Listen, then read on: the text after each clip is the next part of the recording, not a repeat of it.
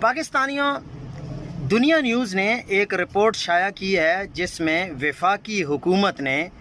2024 کے مقابلے میں 2025 میں کتنا قرض لیا اور اس وقت قرض کی سچویشن کیا ہے۔ اگر آپ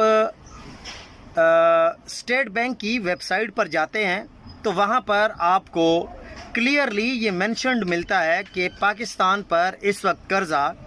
94,197 ارب روپے کا ہے، جبکہ حکومت نے مالی سال 2025-2026 کی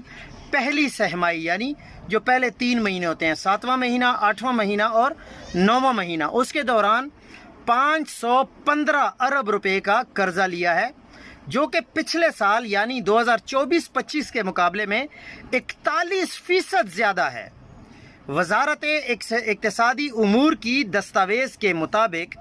گزشتہ مالی سال یعنی پچھلے سال اسی 3 مہینے میں یعنی جولائی سے سپٹمبر تک 363 ارب روپے کا قرضہ لیا گیا تھا۔ رپورٹ کے مطابق رواں سال یعنی یہ جو سال چل رہا ہے،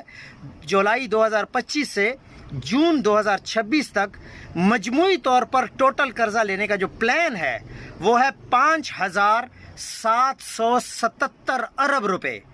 اب یہ قرضہ تو لیا جائے گا لیکن یہ کہاں خرچ ہوگا؟ پاکستانی قوم، آپ خود بھی سوچیں اور ہمیں بھی بتائیں کہ یہ پیسہ قرضہ لینے کے بعد کہاں استعمال ہوگا۔